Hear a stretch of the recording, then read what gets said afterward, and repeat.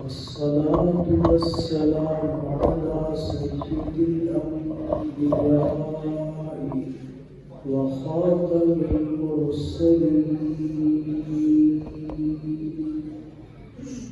وعلى آله وأصحابه أجمعين.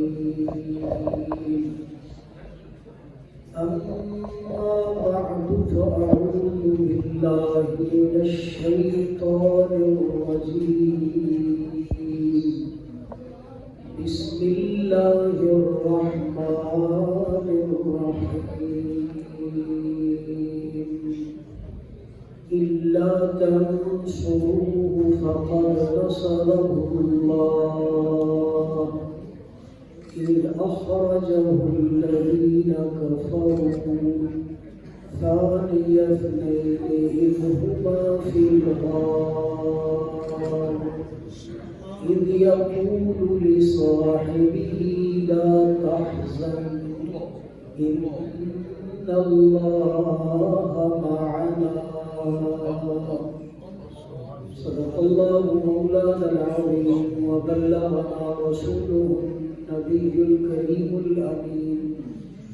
إن الله وملائكته يصلون على النبي يا أيها الذين آمنوا صلوا عليه وسلموا تسليما. الصلاة والسلام عليك سيدنا رسول الله وعلى آلك وأصحابك سيدي يا حبيب الله.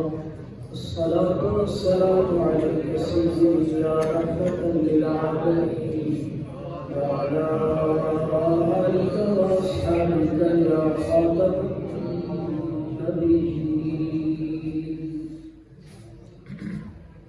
اللہ تعالیٰ جل مجدہ الکریم کی حمد و ثنا اور اللہ کے محبوب نبی تاجدار ختم نبوت امام الانبیاء صلی اللہ علیہ وآلہ وسلم کی ذات اقدس پر درود و سلام پیش کرنے کے بعد دعا ہے اللہ تعالیٰ آج کی اس محفل کو اور اس میں ہماری حاضری کو قبول فرمائے.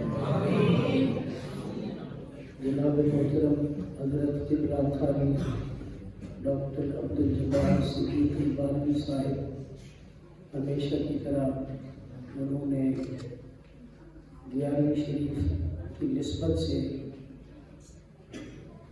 اور حضور سیدنا غوث اعظم سرکار رضی اللہ تعالیٰ عنہ کے ایصال ثواب کے لیے اور خصوصاً خلیفہ اول بلا فصل افضل البشر اور افضل الخلق بعد الانبیاء حضرت سیدنا صدیق اکبر رضی اللہ تعالیٰ عنہ کے ذکر خیر کے لیے اس محفل کا اہتمام کیا. اور مجھ سے پہلے استاذ العلماء حضرت علامہ مفتی محمد ظفر بانوی قدیانوی صاحب کا ایمان افروز آپ نے خطاب سماعت فرمایا. اللہ تعالیٰ نے سب سے پہلے جس مخلوق کو دیگر مخلوقات کے شرف بخشا ہے وہ حضرت انسان ہے. اور انسان بنفس سے ہی تمام خلائق سے افضل ہے کہ اسے اللہ نے اپنے ہی دست قدرت سے تخلیق فرما کر اپنی پسندیدہ روح کو اس میں پھونکا. یعنی اس کی تخلیق اور اس کے اندر جو روح ہے اللہ نے دونوں کی نسبت اپنی طرف فرمائی۔ اور سب سے پہلے اپنا علم خاص جس مخلوق کو عطا کیا وہ انسان ہی ہے، اور اللہ نے اپنے سوا جس کو سجدے کا حکم دیا وہ بھی انسان ہی ہے۔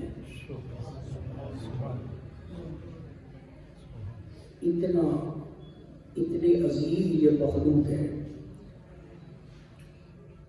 پھر انسان جو ہے اس کے اندر مراتب ہیں، کوئی نافرمان ہے تو کوئی فرما بردار ہے۔ نافرمانوں کو چھوڑ کر اگر فرما برداروں کو دیکھیں تو سب سے نچلا درجہ، سب سے چھوٹا درجہ عام مسلمان کا ہے، اور وہ مسلمان کہ جو ظاہری طور پر اللہ کی عبادت اور فرما برداری تو کرتا ہے، لیکن دل میں ایمان پوری طرح اس نے ابھی جگہ نہیں پکڑی ہوتی۔ ایمان دل میں ابھی پوری طرح سے دل کی گہرائیوں میں اترا نہیں ہوتا ہے ایمان، لیکن جو اس کا اصل درجہ ہے وہ نہیں ہوتا، تو اس کو ہم مسلمان کہتے ہیں۔ اور سورۃ حجرات کی آیت بھی اس کی دلیل ہے کہ جب اعرابیوں نے کہا کہ ہم مومن ہیں تو اللہ نے فرمایا نہیں، ان سے کہیے کہ تم اپنے آپ کو ابھی مومن نہیں کہو، قولوا اسلمنا، تم کہو ہم مسلمان ہیں، اس لیے کہ ابھی تک تمہارے دلوں میں جیسے ایمان اترنا چاہیے ویسے نہیں اترا۔ تو سب سے چھوٹا درجہ مسلمان کا، اس سے اوپر درجہ ہے مومن کا، اور اس سے اوپر درجہ ہے مومن صالح کا، اور مومن صالح سے اوپر درجہ ہے شہید کا۔ شہید سے ایک مراد تو وہ ہوتا ہے جو اللہ کی راہ میں قتل کر دیا جائے، تو اس کا ایک اور معنی بھی علماء نے بیان کیا ہے کہ جو اللہ کی وحدانیت کی گواہی اس انداز میں دے کہ جیسے وہ اللہ کو دیکھ کے گواہی دے رہا ہے۔ اور جو شہید ہوتا ہے، شہید بھی صرف زبان سے نہیں گواہی کو کافی سمجھتا، بلکہ وہ اتنا اللہ کی وحدانیت پر اس کا ایمان کامل ہوتا ہے، اور نبی علیہ السلام کے جو فرمودات ہیں شہادت کے حوالے سے، اس کا اتنا ایمان کامل ہوتا ہے کہ ان مراتب کو حاصل کرنے کے لیے اپنی جان بھی پیش کرنے میں دریغ نہیں کرتا۔ اس کا ایمان ہوتا ہے کہ جیسے ہی مجھے شہادت ملے گی تو سب سے پہلے ہی مجھے یہ مجدہ جا فضا سنایا جائے گا کہ اللہ نے تیرے سارے گناہوں کو معاف کر دیا ہے، اور اس کو ہمیشہ کی زندگی مل جائے گی۔ تو شہید صرف زبان سے نہیں بلکہ اپنے عمل اور اپنی جان دے کر گواہی دیتا ہے کہ اللہ واقعتاً معبود ہے، الہ ہے، وحدہ لا شریک ہے۔ تو اس لیے عام ولی سے اس کا درجہ زیادہ ہے، اور شہید سے بھی اوپر جو درجہ ہے وہ صدیق کا ہے۔ اور یہ یاد رکھیے تمام صحابہ صدیقین ہیں، ہر صحابی صدیق ہے، بلکہ اللہ نے تو انبیاء کو بھی فرمایا وہ بھی صدیق ہے، لیکن نبوت چونکہ ان کا ایک ممتاز منصب ہے، اس لیے ان کو صدیق نہیں کہتے، لقب ان کا صدیق نہیں مشہور، بلکہ سب سے جو افضل ان کا منصب ہے نبوت و رسالت، اس کے مطابق ان کو نبی اور رسول کہتے ہیں۔ اس سے جو نیچے کا مرتبہ ہے یعنی ولایت سے اوپر اور نبوت کے نیچے، وہ مقام صدیقیت ہے۔ تو صدیق تو سارے صحابہ ہیں، لیکن جو مقام صدیقیت کے اعلیٰ منصب پر فائز ہے اسے کہتے ہیں حضرت ابو بکر صدیق اکبر رضی اللہ تعالیٰ عنہ۔ یعنی صدیق تو سارے ہیں لیکن ابو بکر صدیق اکبر ہے، اور نبوت کے نیچے نبوت کے قریب ترین جو مقام ہے وہ مقام صدیقیت کا ہے، اور صدیقیت کبریٰ کا ہے جس پر جناب ابو بکر فائز ہے۔ اور قرآن نے بھی یہی ترتیب بیان کی ہے، انعم اللہ علیہم من النبیین والصدیقین والشہداء والصالحین۔ تو قرآن نے بھی یہی ترتیب بیان کی ہے جو میں نے عرض کی ہے۔ جو عام مومن ہے اس کا ذکر ہی نہیں کیا، جو عام مومن سے اوپر کا درجہ ہے، صالحیت کا اور ولایت کا درجہ ہے، اس سے اللہ تعالیٰ نے آغاز فرمایا۔ اور یہ بات یاد رکھیے کہ جو اوپر والا درجہ ہوتا ہے اس میں نیچے والے تمام فضائل پائے جاتے ہیں، یعنی جو مسلمان ہے وہ مسلمان بھی ہے اور انسان بھی ہے، جو مومن ہے وہ مومن بھی ہے، مسلمان بھی ہے، انسان بھی ہے۔ مومن سے اوپر جو درجہ صالح کا ہے یعنی ولی کا، تو وہ ولی بھی ہے، مومن بھی ہے، مسلمان بھی ہے، انسان بھی ہے۔ اس سے اوپر جو درجہ ہے شہید کا، تو شہید بھی ہے، ولی بھی ہے، مومن بھی ہے، مسلمان بھی ہے، انسان بھی ہے۔ اور اوپر جو درجہ ہے صدیق کا، تو صدیق بھی ہوتا ہے، شہید بھی ہوتا ہے، ولی بھی ہوتا ہے، مومن بھی ہوتا ہے، مسلمان بھی ہوتا ہے، انسان بھی ہوتا ہے۔ اوپر جو مقام ہے مقام نبوت کا، تو نبی بھی ہوتا ہے، صدیق بھی ہوتا ہے، نبی شہید بھی ہوتا ہے، ولی بھی ہوتا ہے، مومن بھی ہوتا ہے، مسلمان بھی ہوتا ہے اور انسان بھی ہوتا ہے۔ تو نبوت کے بعد جس مرتبے کو حضرت مجدد الفسانی بھی یہی فرماتے ہیں، آپ فرماتے ہیں کہ ولایت سے اوپر اور نبوت سے نیچے الگ سے ایک مقام ہے جس کو مقام صدیقیت کہتے ہیں، وہ منفرد ہے۔ اور آپ فرماتے ہیں کہ حضرت علی، اور یہ یاد رکھیے کہ نبی ولی بھی تو ہوتا ہے نا، نبی بھی ہوتا ہے، صدیق بھی ہوتا ہے اور ولی بھی۔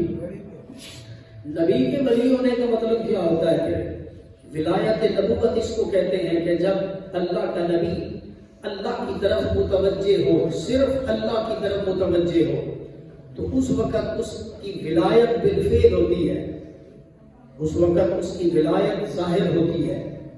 اور جب اللہ سے فیض لے کر بندوں کی طرف متوجہ ہو تو اس وقت اس کی نبوت بالفعل ہوتی ہے۔ تو اس کے اندر نبوت بھی ہے اور ولایت بھی۔ تو حضرت مجدد صاحب فرماتے ہیں کہ ولایت کے سرچشمہ، ولایت مصطفیٰ کریم کے سرچشمہ حضرت علی ہیں، اور نبوت کے سرچشمہ ابو بکر و عمر ہیں۔ نبوت کے سرچشمہ حضرت ابو بکر و عمر یعنی شیخین ہیں رضی اللہ تعالیٰ عنہما۔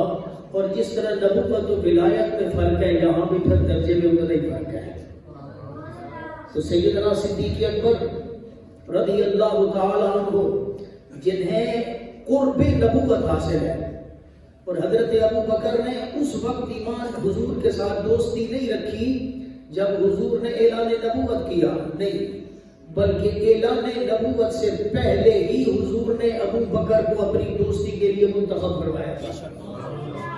پہلے دوستی تھی، کیونکہ حضرت ابو بکر کو حضور کی پیشانی میں نور نبوت نظر آتا تھا، اور نبی علیہ السلام کو پیشانی صدیق میں نور خلافت نظر آتا تھا، اس لیے یہ پہلے سے دوستی چلی آ رہی تھی۔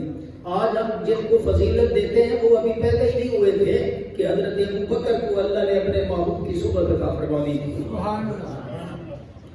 اور سیدنا صدیق اکبر رضی اللہ تعالی عنہ سب سے طویل الصحبہ، کسی بھی صحابی کو اگر شرف اور مرتبہ اور بلند مقام ملا ہے تو کس وجہ سے ملا ہے؟ نبی علیہ السلام کی صحبت کی وجہ سے، اور نبی علیہ السلام کے چہرہ انور کی زیارت کی وجہ سے۔ اور سب سے زیادہ جس نے حضور کی صحبت پائی ہے وہ بھی ابو بکر ہیں، اور جنہوں نے سب سے زیادہ حضور کو دیکھا ہے وہ بھی جناب ابو بکر ہیں۔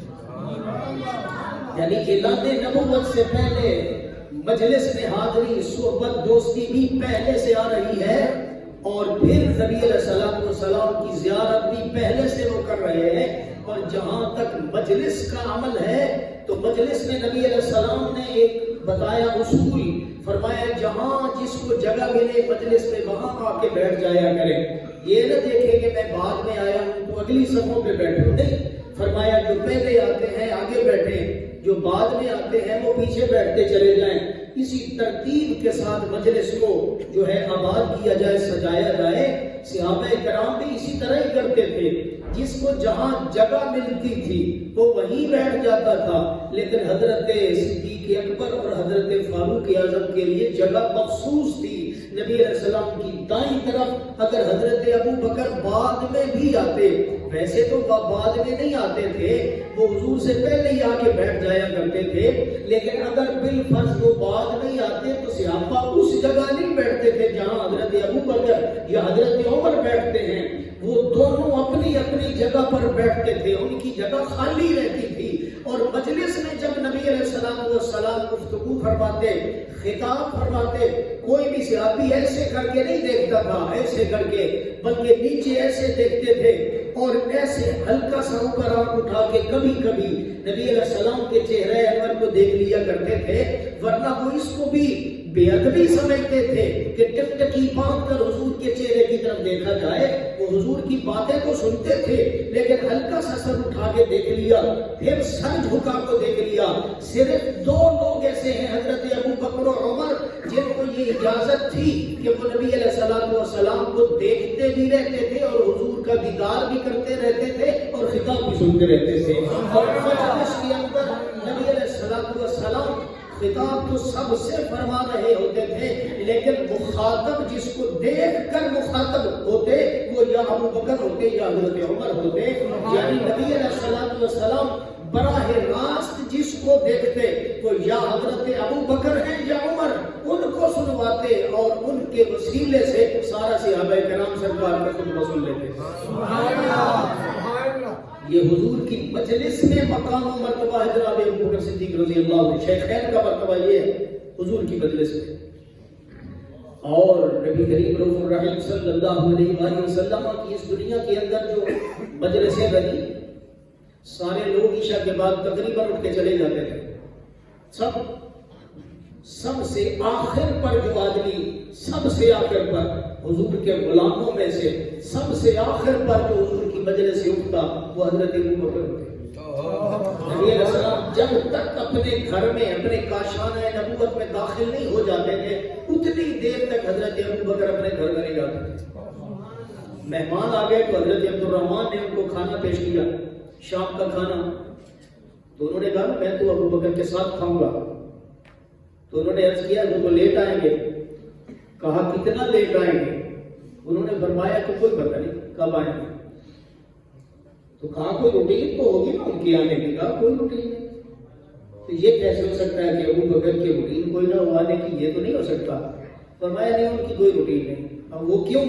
کہا جتنے دیر تک حضور بیٹھے رہیں گے وہ بیٹھے رہیں گے، جتنی دیر تک نبی علیہ السلام بیٹھے رہیں گے وہ بیٹھے رہیں گے۔ اجازت لے کے نہیں آئیں گے کہ حضور آپ بیٹھے میں تو جا رہا ہوں، میرے تو گھر میں مہمان ہیں، میں نے تو جلدی جانا ہے، ٹائم پہ جانا ہے، گھر پہ آپ روزانہ بیٹھے رہتے ہیں نا۔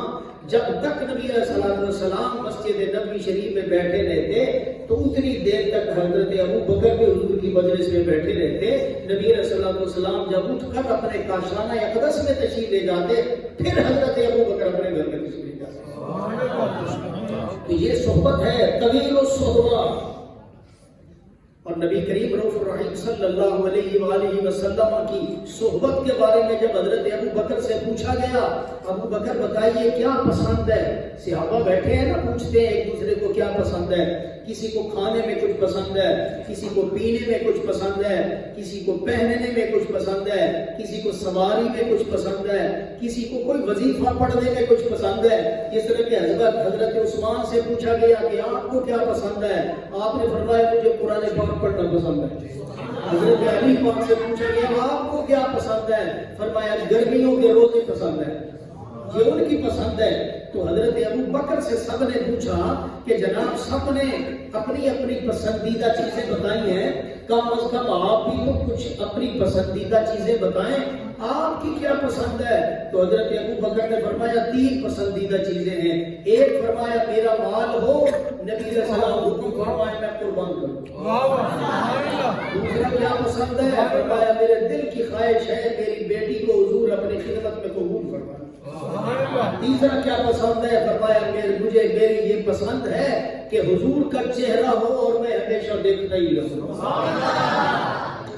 یعنی پسند کیا تو صحابہ پریشان ہو گئے کہ ہم نے تو کسی نے کہا قرآن کی تلاوت ہے, کسی نے کہا نماز ہے, کسی نے کہا روزہ ہے, کسی نے کہا صدقہ ہے, کسی نے کہا لوگوں کو کھانا کھلانا ہے, فقیروں کی خدمت کرنا ہے, رات کو کھڑے ہو کر اللہ کی عبادت کرنی ہے, کسی نے کہا جہاد کرنا ہے.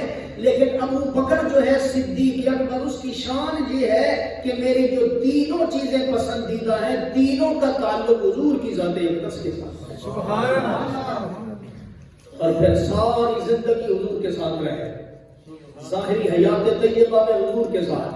اور جب وصال کا وقت آیا تو نصیحت فرما دی کہ جب میرا وصال ہو جائے تو نبی علیہ السلام کی بارگاہ میں مجھے پیش کر دینا ہے, اور صرف اتنا کہنا ہے کہ حضور یہ یار غار آیا ہے, یار مزار بننا چاہتا ہے, اگر اجازت مل جائے تو دفن کر دینا, ورنہ جنت البقیع کے عام قبرستان میں وہ بھی حضور کے قدموں میں ہے, وہاں مجھے دفن کر دینا.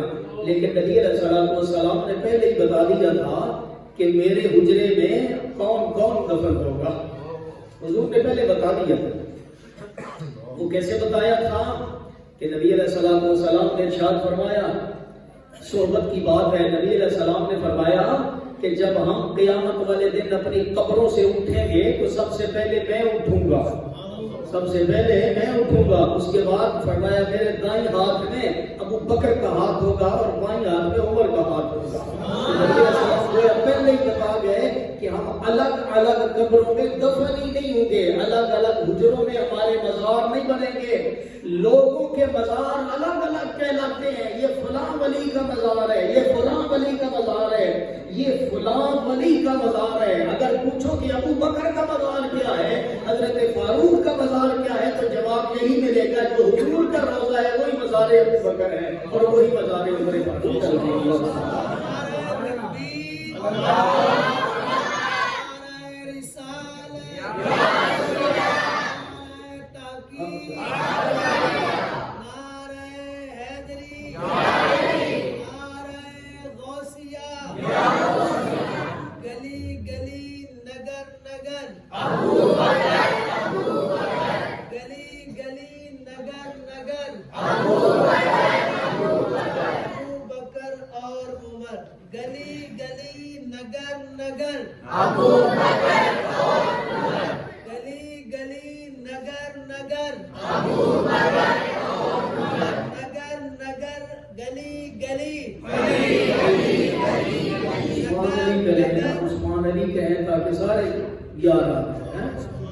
نگر نگر گلی گلی کا جواب کیا ہے, عثمان علی.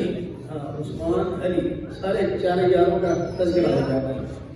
ذوالنورین اور علی, نگر نگر گلی گلی ذوالنورین اور علی, نگر نگر گلی گلی ذوالنورین اور علی, گلی گلی نگر نگر ابو بکر اور عمر. اونچی سے گلی گلی نگر نگر گلی گلی نگر نگر نگر نگر گلی گلی نگر نگر گلی گلی نبی علیہ الصلوۃ والسلام سے اللہ نے ابو بکر کو جدا ہونے ہی نہیں دیا. فرمایا جب میرا وصال ہو جائے تو میری میت کو حضور کے کرے انور پہ رکھ دینا اور عرض کرنا ابو بکر آیا ہے, اجازت چاہتا ہے, اجازت ملے تو اندر دفن کرنا ورنہ نہیں. حالانکہ حضرت ابو بکر اگر چاہتے سب سے پہلے اجازت اگر وہ چاہتے تو سیدہ عائشہ سے لیتے. یہ حجرہ تو سیدہ عائشہ کو حضور نے عطا فرمایا تھا اور سیدہ عائشہ ان کی بیٹی ہے.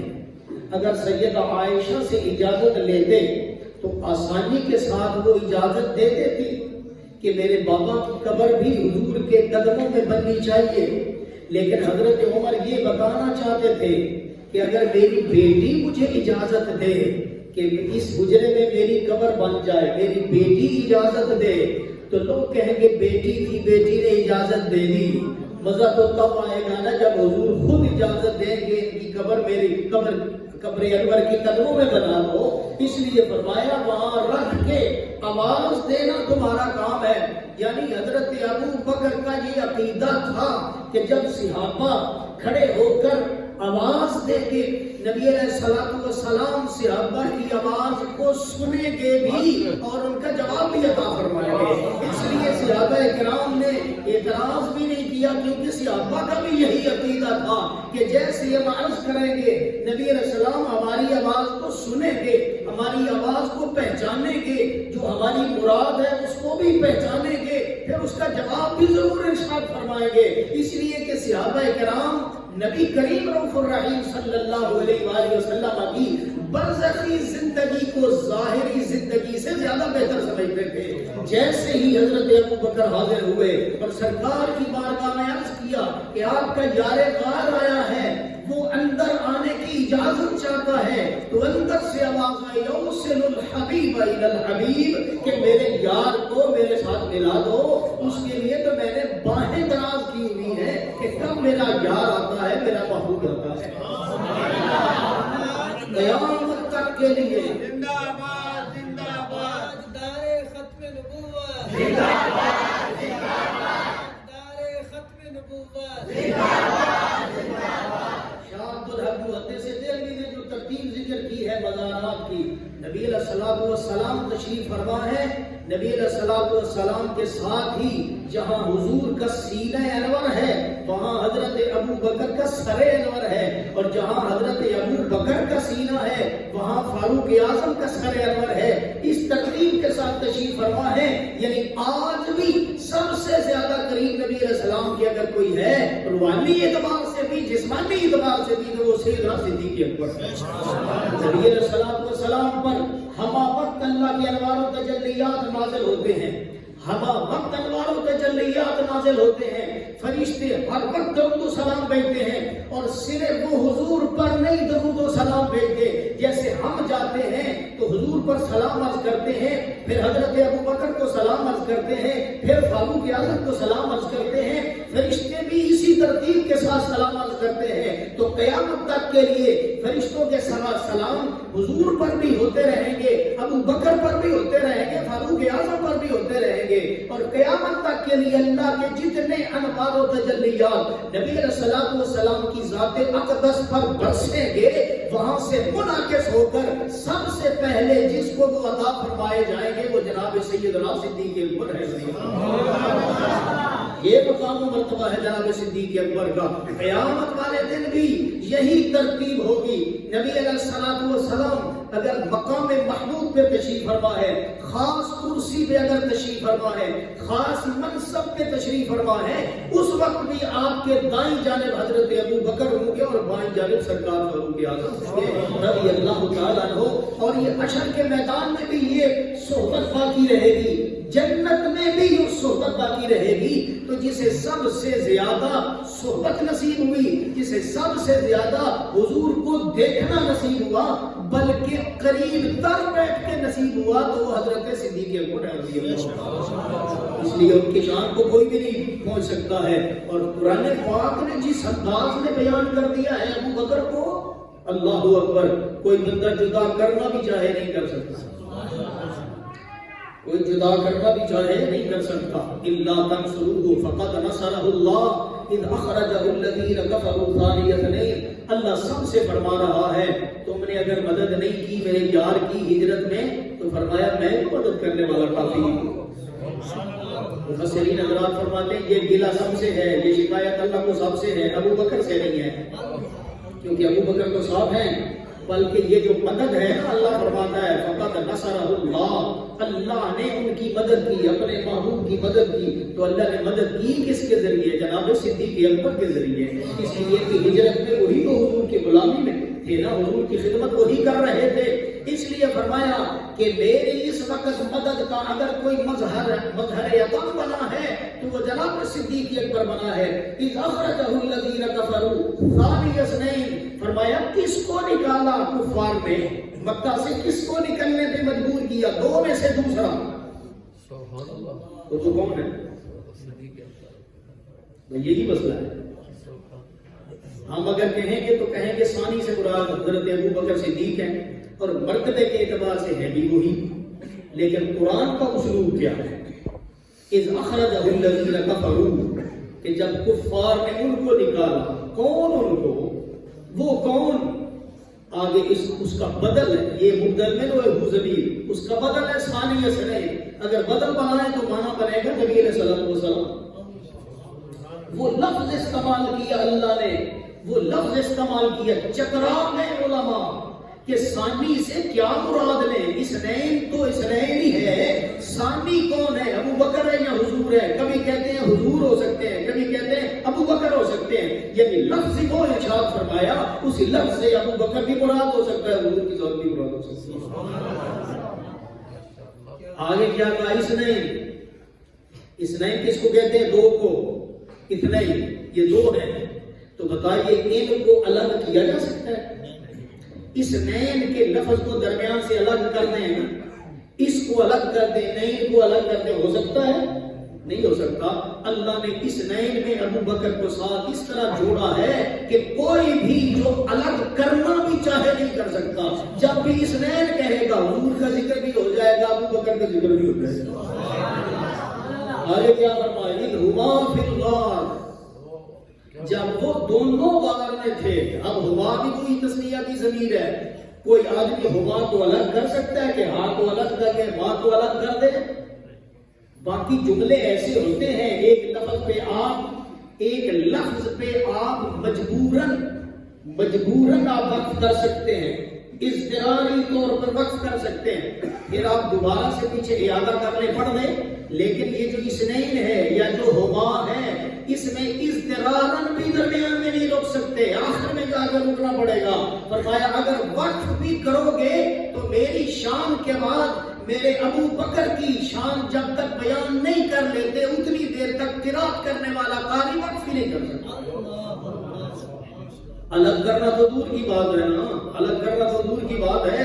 فرمایا یہ ہما کہے گا تو وقف کر سکتا ہے، اثنین کہے گا تو وقف کر سکتا ہے، درمیان میں وقف ہو ہی نہیں سکتا۔ اذ یقول لصاحبہ، جب حضور نے اپنے صحابی سے فرمایا، کس سے فرمایا؟ اپنے صحابی سے فرمایا۔ پورے قرآن پاک کے اندر تمام صحابہ کرام میں سے کسی کو بھی قرآن میں اللہ نے نبی علیہ السلام کا صحابی نہیں فرمایا۔ اسی لفظ کے ساتھ، صاحب کے لفظ کے ساتھ اللہ نے کسی اور کو بھی، کسی بھی اور کو، 1,00,000 سے زائد صحابہ کرام ہیں، ہر صحابی کی عظمت کو ہم تسلیم کرتے ہیں اور سر تسلیم خم کرتے ہیں ان کے سامنے، لیکن قرآن نے نبی علیہ السلام کا صحابی کس کو کہا ہے؟ جناب ابو بکر کو کہا ہے۔ اذ یقول لصاحبہ، کہ جب نبی علیہ السلام اپنے صاحب، اپنے صحابی سے فرما رہے تھے، اذ یقولو کی جو ضمیر ہے فاعل کی، وہ نبی علیہ السلام اس سے مراد ہے، لصاحبہ کی جو آخری ضمیر ہے اس سے مراد بھی نبی علیہ السلام ہے۔ درمیان میں ابو بکر آیا ہوا ہے، گویا کہ اللہ نے اپنے محبوب علیہ الصلوۃ والسلام کی دونوں باہوں کے درمیان ابو بکر کو ہمیشہ کے لیے محفوظ فرما دیا۔ سبحان اللہ، نعرہ تکبیر، نعرہ رسالت، نعرہ تحقیق، نعرہ حیدری، نعرہ غوثیہ، گلی گلی نگر نگر، گلی گلی نگر نگر، نگر نگر گلی گلی، نگر نگر گلی گلی، إذ يقول لصاحبه لا تحزن إن الله معنا، اس پر غور کریں، ان اللہ معنا، یہ نا کا معنی جو نا کا ایک حرف ہے نا، نا یہ جو ضمیر ہے نا، بتائیے الگ کر سکتے ہیں؟ الگ ہو ہی نہیں سکتا، اگر نون کو الگ کر دیں الگ پڑھا ہی نہیں جا سکتا۔ قربان جائے حضرت ابو بکر صدیق کے شان کے، اللہ نے بتا دیا کہ میرے ابو بکر کی پہچان اگر ہے تو ہے ہی اسی نا کے ضرور کے ساتھ، یہ میرے محبوب ہیں، ان کے بغیر نہیں، ان کے بغیر وہ پڑھا ہی نہیں جاتا الف، الف جو ہے نون کے بغیر پڑھا ہی نہیں جا سکتا۔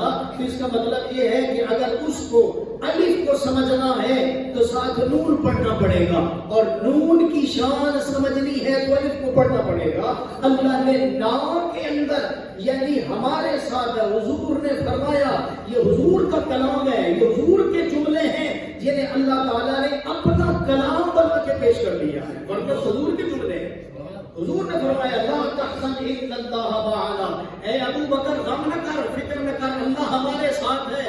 یہ اصل میں تو جملے حضور کی زبان سے نکلے تھے، اللہ کو اتنے پیارے لگے کہ کس طرح میرا محبوب اپنے محبوب کو اپنی بغل میں لے رہا ہے، اللہ کی طرح پسند آیا۔ اللہ نے فرمایا اے پیارے محبوب اصل میں تو یہ تیری زبان سے یہ الفاظ نکلے ہیں، اور اس سے پہلے بہت پہلے میں نے ان کو لوح محفوظ پر لکھوایا ہوا ہے۔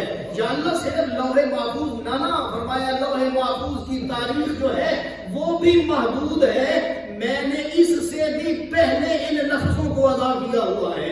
اس لیے کہ قرآن اللہ کا کلام ہے، اور اللہ کا کلام تو قدیم ہے، لوح محفوظ تو قدیم نہیں ہے، وہ تو حادث ہے۔ لوح محفوظ پر اللہ نے بعد میں لکھایا، سب سے پہلے ان جملوں کو اللہ نے خود ادا فرمایا۔ کیوں فرمایا؟ جب میرا حبیب آئے گا تو وہ بھی ابو بکر سے یہی کہے گا لا تحزن ان اللہ معنا، اور معنا کہہ کے نام حضور نے اپنی شان بھی بیان کر دی، ابو بکر کی شان بھی بیان فرمایا جس طرح اللہ میرے ساتھ ہے ابو بکر اسی طرح تیرے ساتھ بھی ہے۔ میرے ساتھ ہے اصلیت کے اعتبار سے، تیرے ساتھ ہے تبعیت کے اعتبار سے، تو میرے ساتھ بھی ہے اور تیرے ساتھ بھی ہے۔ اس لیے فرمایا پریشان ہونے کی ضرورت نہیں ہے۔ تو حضرات جس کو صحابی اللہ قرآن میں کہہ دے، پھر سارے علماء کا اتفاق ہے کہ باقی کسی اور صحابی کی صحابیت کا اگر انکار کیا جائے اسے گمراہ کہیں گے، اسے ضال مضل کہیں گے، ہر طرح کا فتویٰ لگائیں گے۔ لیکن اگر صدیق اکبر کی صحابیت کا کوئی انکار کرے تو یہ قرآن کا انکار ہے، اور قرآن کی ایک حرکت کا انکار کر دیا جائے تو بندہ کافر ہو جاتا ہے۔ یہاں تو کئی حرکتیں جمع ہیں، کئی حروف جمع ہیں، وہ بطریق اولا کافر ہو جاتا ہے جو حضرت ابو بکر کو حضور کا صحابی نہیں سمجھتا۔ کتنا قریب، اس لیے جس اعتبار سے دیکھیں قریب ہی قریب ہے۔ حضرت سیدنا علی المرتضی رضی اللہ تعالیٰ عنہ 6 ماہ کم 30 سال بعد ان کا وصال ہے، حضور کے وصال کے بعد 6 ماہ کم 30 سال کا خلافت ہے نا، تو 6 ماہ ابھی رہتے تھے کہ حضرت علی کی شہادت ہو گئی، بعد میں وصال۔ اتنا فرق ہے۔ اور حضرت عثمان غنی رضی اللہ تعالیٰ عنہ یہ تقریباً 6 سال نکال دیں تو 24 سال بعد ان کا وصال ہے۔ حضرت فاروق اعظم کا تقریباً کوئی 12 سال بعد وصال ہے، وصال بعد میں اتنی دیر بعد وصال ہے۔ اور حضرت ابو بکر کا وصال کتنی دیر بعد ہے؟ صرف 2 سال یا سوا 2 سال جو آپ کی خلافت کی مدت ہے۔ اس کا مطلب یہ ہے کہ اگر وصال اور وفات کی عمر کو بھی دیکھا جائے تو اس میں بھی نبی علیہ السلام کے وصال کے قریب تر اگر کوئی ہے تو حضرت ابو بکر ہے، تاکہ وصال کے بعد بھی زیادہ طوالت نہ ہو، زیادہ فراق نہ ہو، زیادہ ہجرت اور جدائی نہ ہو، جلدی حضرت ابو بکر حضور کی بارگاہ میں پیش ہو جائے۔ اور سیدنا صدیق اکبر رضی اللہ تعالیٰ عنہ، ان کو ہم انبیاء کرام کے بعد سب سے افضل سمجھتے ہیں۔ ہمارا ایمان ہے، اہل سنت کی پہچان ہے، شیخین کی فضیلت اہل سنت کی پہچان ہے، جو حضرت ابو بکر و عمر کو نبیوں کے بعد سب سے افضل مانے وہ سنی ہے، اور یہ جو نہ مانے وہ جو مرضی ہو جائے سنی نہیں ہو سکتا۔ یہ اہل سنت کی پہچان ہے، شیخین کی افضلیت اہل سنت کی پہچان ہے۔ جو اس کو نہیں مانتا وہ جو مرضی ہو سنی نہیں ہے، کیونکہ یہ سنیوں کی پہچان ہے۔ اور پھر حضرت باقی لوگ، کچھ لوگ حضرت علی اور مرتضیٰ کو کہتے ہیں افضل ہے سب سے۔ اب سوال یہ ہے کہ حضرت علی کس کو افضل سمجھتے ہیں؟ چلو باقی لوگوں نے کہہ دیا کہ حضرت علی افضل ہے، کسی نے کہہ دیا، تو حضرت علی رضی اللہ تعالیٰ عنہ وہ کیا کہتے ہیں؟ ان کے نزدیک کون افضل ہے؟ تقریباً 350 کتنا؟ 350 سے بھی زیادہ ہے، میں نے احتیاطاً 3.25 بول دیا ہے، ایک فگر ہے 350 مختلف روایات مختلف اسناد کے ساتھ، یعنی سند بدل جائے نا تو وہ حدیث بھی الگ ہو جاتی ہے۔ ایک سند کے ساتھ ایک حدیث ہو وہ ایک حدیث سمجھی جاتی ہے، دوسری سند کے ساتھ اگر کوئی حدیث ہو تو وہ دوسری حدیث سمجھی جاتی ہے، تیسری سند کے ساتھ اگر کوئی حدیث ہو، حدیث وہی ہو، سند بدل جائے تو وہ بھی تیسری حدیث کہلاتی ہے۔ اس اعتبار سے 350 سے زائد مختلف روایات حضرت علی رضی اللہ تعالیٰ عنہ سے ہیں، اور ان 350 روایات میں، اس سے بھی زیادہ روایات میں حضرت علی نے فرمایا کیا ہے؟ اگر ایک ہی آپ سے روایت مل جاتی محمد بن حنفیہ کی کافی تھی، جو بخاری میں موجود ہے۔ حضرت محمد بن حنفیہ حضرت علی کے اپنے بیٹے ہیں۔ اچھا، آج کل زیادہ تر سادات کو خطرہ لگ گیا ہے کہ حضرت علی اگر افضل نہ ہوئے تو پتہ نہیں ہمیں کچھ ہو جائے گا۔ حالانکہ ایسی بات کوئی نہیں، کیونکہ سادات کی زیادت حضرت علی درمیان میں واسطہ ضرور ہے، سادات کے بابا ہیں، لیکن سیادت میں ان کا کوئی تعلق نہیں۔ حضرت علی کا سادات کی سیادت میں کوئی تعلق نہیں، ورنہ میں کھوکھر کتب شاہی ہوں، میں بھی حضرت علی کی اولاد سے ہوں۔ حضرت عباس ان کے بیٹے تھے علمدار، وہ بھی ہیں۔ محمد بن حنفیہ ان کے بیٹے ہیں، ابو بکر ان کے بیٹے ہیں، عبداللہ ان کے بیٹے ہیں، کئی بیٹے حضرت علی پاک کے۔ تو ان سب کی جو اولاد ہے، کیا وہ سید ہے؟ نہیں سید۔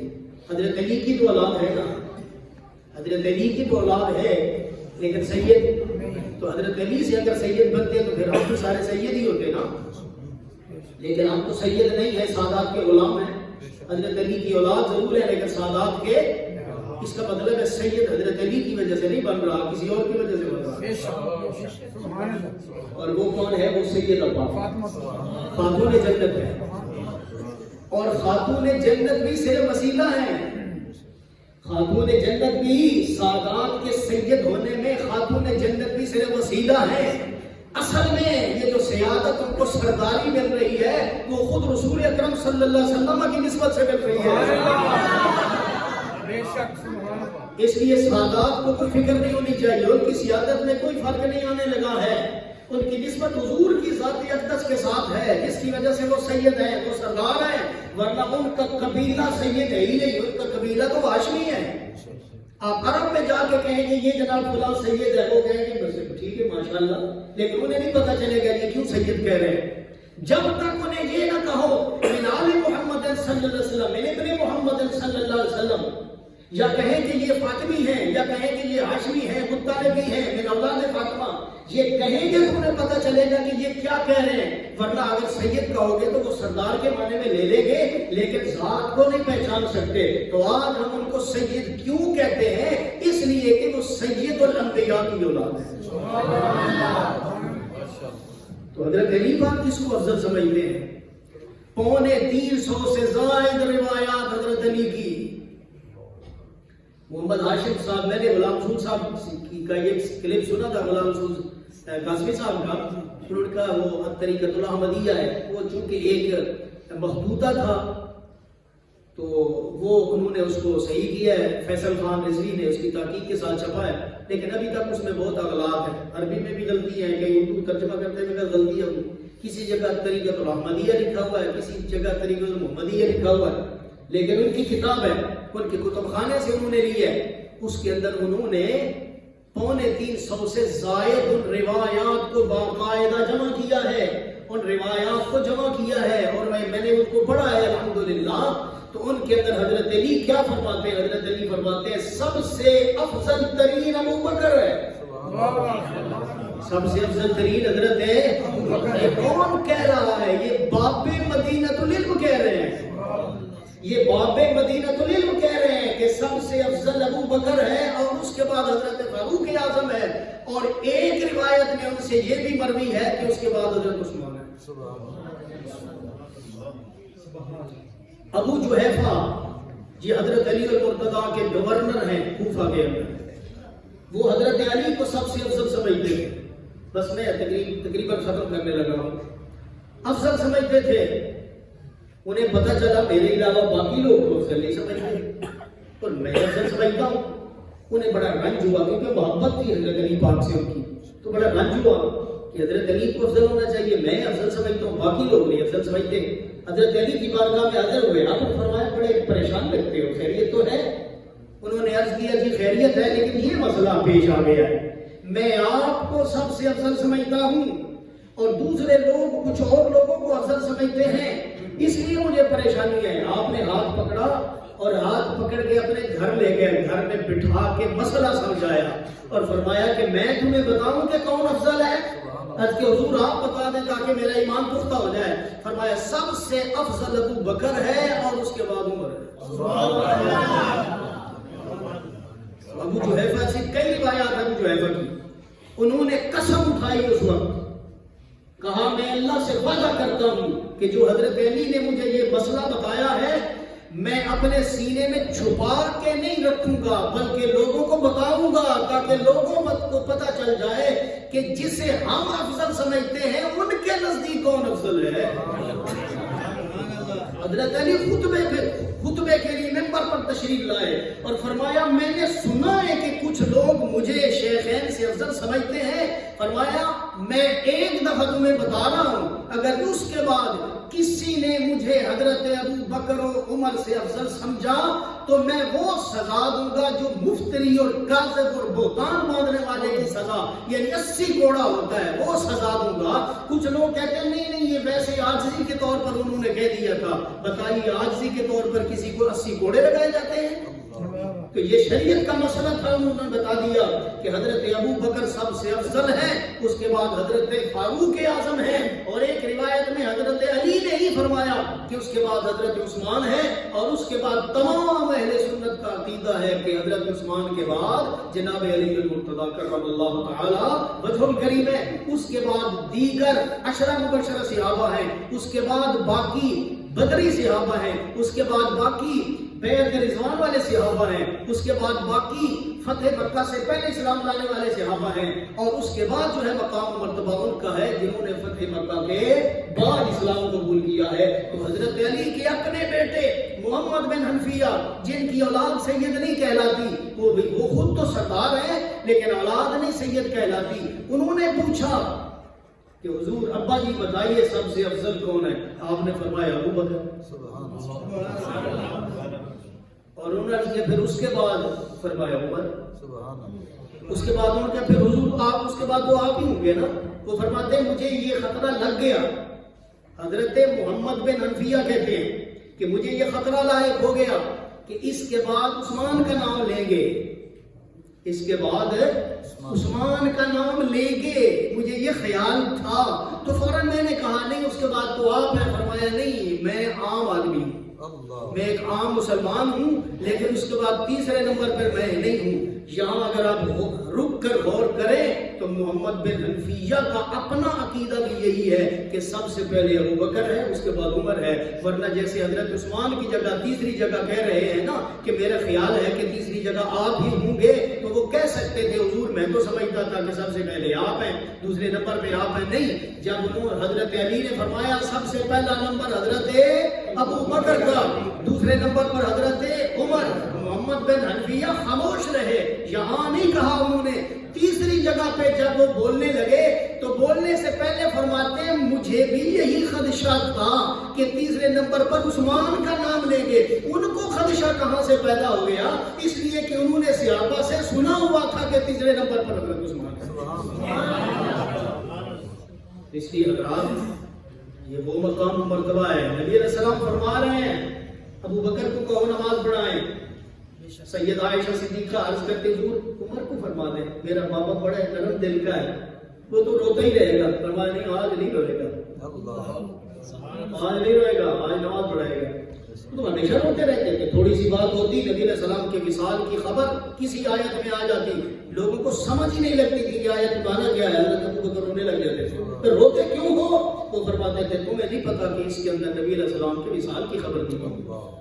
تو وصال کی گھڑیاں تو قریب ہیں، اس وقت تو بہت زیادہ رونا چاہیے تھا، لیکن نبی علیہ السلام نے ان کو اندر سے اتنا مضبوط کر دیا تھا اور بتا دیا تھا اے ابو بکر جو رونا ہے ابھی رو لو، میرے بعد تم نے نہیں رونا، رونے والوں کو سہارا دینا ہے۔ سید عائشہ نے پھر عرض کیا حضور کسی اور کو؟ فرمایا نہیں، ابو بکر کو۔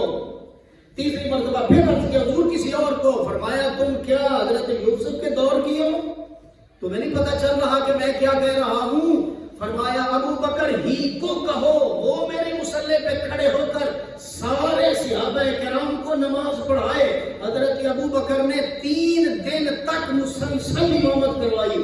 حضرت علی فرماتے ہیں یہ کوئی اتفاقی فیصلہ نہیں تھا، میں بھی وہاں موجود تھا، فاروق اعظم بھی موجود ہے، عثمان غنی بھی موجود ہے، اور کئی ہزار صحابہ کرام وہاں اس وقت موجود تھے، کیونکہ نبی علیہ السلام کی مرض کا سب کو پتہ چل گیا تھا، لوگ جمع ہوتے جا رہے تھے، لیکن نبی علیہ السلام نے فرمایا میرے ہوتے ہوئے میں یہاں موجود ہوں، میرے ہوتے ہوئے میرے علاوہ کوئی امام بن سکتا ہے تو وہ صرف ابو بکر بن سکتا ہے۔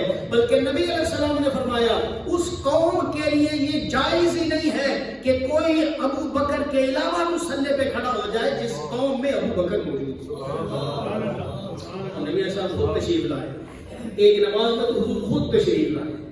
اب جائیے تو یہ تھا جب حضور نے آنا تھا تو حضرت علی سے فرماتے یا حضرت عباس ہیں غالباً ساتھ، ان سے فرماتے پہلے دیکھو جماعت ہو گئی ہے کہ نہیں، جب جماعت ختم ہو جائے پھر مجھے بتا دینا، بعد میں جا کے مسئلہ بتا دیں گے، کوئی سنا دیں گے، کوئی بات فرمائیں گے۔ نہیں، جماعت کھڑی ہے، اجرت حضور کا قریبی ہے نا، کاشانہ نبوت کاشانہ اقدس جی جو عرش سے بھی زیادہ بلند ترین ہے، بلند مرتبہ ہے سجرے کا جہاں وہ تیزی فرمائے، اور ساتھ ہی مسجد ہے۔ مسجد بھی اس وقت تو اتنی بڑی نہیں تھی، چھوٹی مسجد تھی، اور درمیان میں مصلی ہوتا ہے، وہاں حضرت ابو بکر بالکل قریب ہی کھڑے ہیں، تو نماز کی آواز تو آ رہی ہے نا کہ نماز شروع ہو گئی ہے۔ نبی علیہ السلام این نماز کے دوران فرمایا مجھے باہر دیکھا، نماز کے دوران آدھی نماز ہو گئی، 2 رکعتیں پڑھ لی گئی، نبی علیہ السلام تشریف لائے۔ اب صحابہ نے جب دیکھا کہ حضور تشریف لائے ہیں، صحابہ ادھر دیکھ رہے تھے نا، مثلا ادھر، تو ایسے دیکھنے لگے، ایسے، اور حضور آتے گئے حضرت ابو بکر صدیق کی طرف، اور صحابہ ایسے مارتے رہے، ایسے اوپر والے۔ اور یہ فرق ہے کہ عورت ایسے تالی بجائے، ایسے، یہ عورت کے لیے ہے، اور اگر مرد شروع میں جب بتایا گیا مردوں کو کہ نماز میں غلطی ہو جائے تو پھر ایسے اوپر کی جانب ایسے، تو صحابہ نے ایسے تالیاں بجائی.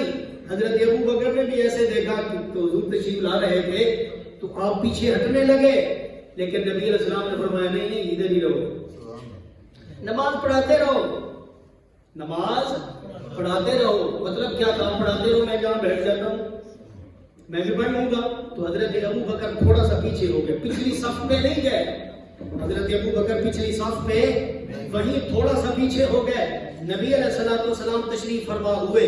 اب بتائیے یا کسی عالم سے پوچھئے, کوئی امام بغیر کسی عذر کے, کوئی امام بغیر کسی عذر کے پیچھے ہٹ جائے, نہ اس کا وضو ٹوٹا ہو, نہ اسے قے آئی ہو, کوئی بھی ایسا عذر نہ ہو, پیچھے ہٹ جائے اور دوسرے کو اندر کھڑا کر دے, نماز ہو جائے گی؟ وہ پہلے والی نماز بھی گئی, دوبارہ سے نماز پڑھنا پڑے گی. لیکن یہاں کیا ہے؟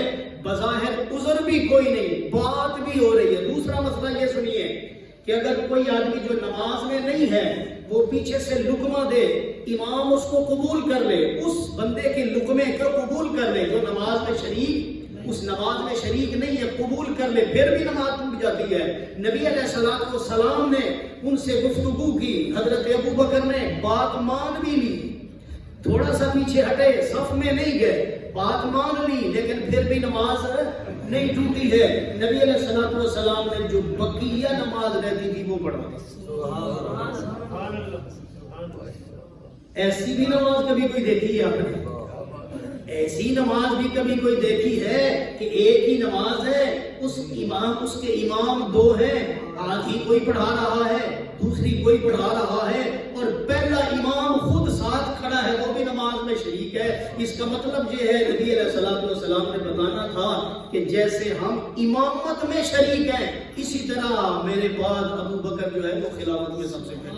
نبوت میں تو شریک ہو نہیں سکتے, نبوت میں تو شریک نہیں ہو سکتے. فرمایا نبوت کے بعد جس کا مقام ہے نا, اس کا یہ مقام ہے, میں بھی مصلی پہ کھڑا ہوں اور وہ بھی مصلی پہ کھڑا ہوں. اور کمال یہ ہے کہ سارے کھڑے ہیں, حضور بیٹھے. یہ چونکہ آخری موقع ہے, حالانکہ حضور نے پہلے منع فرما دیا تھا کہ جو امام ہے وہ اگر کھڑا نہیں ہو سکتا تو وہ آدمی امامت کرائے جو کھڑا ہو سکتا ہے. لیکن چونکہ آخری عمل حضور کا یہ ہے کہ نبی علیہ السلام خود بیٹھے ہیں اور صحابہ کرام کھڑے ہیں, اس لیے بعض نے اس کے جواز کا فتویٰ دیا ہے کہ اب جائز ہے, کیونکہ آخری عمل اس کے مطابق آ گیا ہے. لیکن نبی علیہ السلام بیٹھے, صحابہ کھڑے ہیں, لیکن حضور بیٹھے اور کھڑے وہ سے بھی کتنا بلند ہے. حضور بیٹھے ہیں, صحابہ کھڑے ہیں, لیکن حضور کے بیٹھے ہوئے بھی جو مقام ہے نا وہ اتنا بلند ہے کہ صحابہ کھڑے ہو کے بھی حضور کے جو ہے وہ نالین کی برابری نہیں کر سکتے, حضور کے سر کی برابری کون کر سکتا ہے. پھر حضور نے فرمایا ہے ابو بکر میں نے کہہ دیا تھا تم کھڑے ہی رہتے, امتحان لینے کے لیے, عشق کا امتحان لینے کے لیے. حضور نے تو امتحان لے ہی لیا ہوا تھا صحابہ کو سنانے کے لیے کہ تمہارے دل میں ہوگا نہیں, وہ بھی امام بن سکتا تھا, وہ بھی امام بن سکتا تھا, وہ بھی امام بن سکتا تھا. میں تمہیں بتاؤں کہ ابو بکر کو کیوں امام بنایا ہے. میں نے, حضور نے پوچھا کہ اے ابو بکر, جب میں نے کہا تھا تو پیچھے ہٹ ہی جاتے, تو عرض کیا ابو قحافہ کی بیٹی کی کیا مجال ہے کہ آپ کے ہوتے ہوئے مصلی پہ کھڑا رہے, آپ کے برابر کھڑا رہے, اس لیے پیچھے ہٹ گیا ہوں, تھوڑا سا اس لیے ہٹ گیا ہوں تاکہ بات بھی مانی جائے. حضرات محترم, یہ فیصلہ تھا نبی علیہ الصلوۃ والسلام کا, فیصلہ تھا, اصرار کے ساتھ فرمایا ابو بکر ہی نماز پڑھائے, ابو بکر ہی نماز پڑھائے, ابو بکر ہی نماز پڑھائے. پھر نماز میں شریک ہو گئے, نماز میں شریک ہو کر بتا دیا کہ جب ہم عبادت میں شریک ہیں, اتنا مقام ہے ابو بکر کا. عبادت بھی کون سی, کچھ لوگ کہتے ہیں نا نہیں, باطنی جو ہے نا وہ خلافت وہ کسی اور کی ہے اور سیاسی خلافت حضرت ابو بکر کی ہے. بتائیے باطنیت سے کیا تم نماز کو نکال دو گے؟ وہ باطن ہی کیا ہے جس میں نماز نہ ہو, اور نماز بھی وہ جو جماعت سے پڑھی جا رہی ہے, اور جماعت بھی وہ جس میں خود نبی علیہ السلام شریک ہیں. اس سے زیادہ روحانیت کا کوئی مرتبہ ہو سکتا ہے؟ نبی علیہ السلام نے فرمایا مجھے اللہ تعالیٰ کبھی کبھی وہ وقت نصیب کرتا ہے کہ جب میرے علاوہ اللہ کے حضور میں وہاں کوئی نبی بھی نہیں ہوتا اور مقرب فرشتہ بھی کوئی نہیں جا سکتا ہے, تو مجدد الفسانی فرماتے ہیں میرا وجدان یہ کہتا ہے کہ یہ مقام و مرتبہ حضور کو نماز میں نصیب ہوتا ہے. یہ وہ مقام ہے, یہ وہ مقام ہے. اس مقام میں نبی علیہ والسلام کھڑے ہیں اور امامت میں ساتھ شریک کر رہے ہیں. اس لیے حضرت علی پاک نے فرمایا تھا نبی علیہ السلام نے مصلی امامت ابو بکر کے سپرد کیا تھا اور ہم نے اپنا سیاسی تخت ان کے سپرد کیا. حضرات شان تو بڑی ہے. میں پہلے بھی کہا کرتا ہوں کہ مجھے یعنی نقش بندی ہونے کے باوجود جب میں صدیق اکبر کی شان مرشد کی بیان کرتا ہوں مجھے وجل آتا ہے. لیکن ہمارا وجل ہوتا ہے وہ اندر ہی اندر ہوتا ہے کہ اتنی شان ہے سیدنا ابو بکر صدیق رضی اللہ تعالیٰ. بس آخری مسئلہ ہے اس کے بعد ختم. محبت کسی اور سے زیادہ ہو سکتی ہے. محبت کسی اور سے زیادہ ہو سکتا ہے. مثلا کسی کو حضرت فاروق اعظم سے زیادہ محبت ہو سکتا ہے, کسی کو حضرت علی پاک سے سب سے زیادہ محبت ہو, کوئی بات نہیں ہو سکتا ہے. اسی طرح والدین میں سے کسی کو کسی کے ساتھ محبت ہوتی ہے, کسی کو کسی کے ساتھ. افضل باپ ہے, عموماً زیادہ بچوں کو محبت اپنی ماں سے ہوتی ہے. افضل تو باپ ہے لیکن ماں سے محبت عموماً بچوں کو ہوتی ہے. اس کا مطلب ہے افضل کوئی اور ہو, محبت کسی اور سے زیادہ ہو سکتا ہے. یہ ہو سکتا ہے کہ آپ کو اپنے شیخ سے زیادہ محبت ہو, شیخ کے شیخ سے محبت کم ہو, اور ہونا بھی یہی چاہیے. ہونا بھی یہی چاہیے کہ اپنے شیخ, مثلا جب آپ کا شیخ آیا ہے اور ساتھ اس کے شیخ کا شیخ بھی ہے تو آپ کے لیے یہ جائز نہیں ہے کہ اپنے دادا پیر کو ملو پہلے, نا پہلے اپنے پیر کو ملو, پہلے اپنے پیر کو ملو. اس لیے کہ تمہارے لیے فیض یہی رکھا ہوا ہے, تمہارے لیے وہی داتا ہے, وہی سب کچھ ہے جو تمہارا اپنا مرشد ہے. بعد میں ان کو ضرور سلام کرو, لیکن یہ نہیں کہ اپنے پیر کو چھوڑ کے سارے دادا پیر کے پیچھے چلے جاؤ, تو یہ اس کی بے ادبی ہوتی ہے. تو محبت کسی اور سے زیادہ ہو سکتی ہے, افضل کوئی اور ہو سکتا ہے. اگر کسی کے دل میں سیدنا علی المرتضیٰ کی زیادہ محبت ہے کوئی حرج نہیں, وہ سرکار کی کنبے میں, سرکار کے قبیلے میں, سرکار کے خاندان میں سب سے زیادہ حضور کے قریب ہے. سرکار کے خاندان میں محبت زیادہ ہو سکتی ہے, لیکن افضل کون ہے امت میں؟ ایک دفعہ پھر بول کے کہہ دیں, حضرت ابو بکر صدیق اکبر. صدیق اکبر ابو بکر سارے کہتے ہیں, صدیق اکبر کے کچھ لوگ ان کے ہیں. اس لیے صدیق اکبر ضرور کہو تاکہ پتہ چلے جائے کہ ہم سنی ہیں. ہم سنی ہے تو صدیق اکبر مانتے ہیں. دوسرے نمبر پر مقام ہے سیدنا فاروق اعظم. تیسرے نمبر میں اگرچہ اختلاف تھا لیکن علماء اہل سنت نے اتفاق کیا کہ تیسرے نمبر پر حضرت سیدنا عثمان ہیں, جن کے گھر میں نبی علیہ السلام کی 2 بیٹیاں ہیں. اور چوتھے نمبر پر مقام و مرتبہ کیا ہے؟ حضرت علی کا. اس کے بعد پھر یہ تفصیل ختم ہو جاتی ہے. اس کے بعد عمومی تفصیل ہے, انفرادی تفصیل نہیں ہے. جو کچھ میں نے بیان کیا اللہ پاک اس کے مطابق ایمان رکھنے کی توفیق دے, عمل کرنے کی توفیق دے. اور خدا الحمدللہ.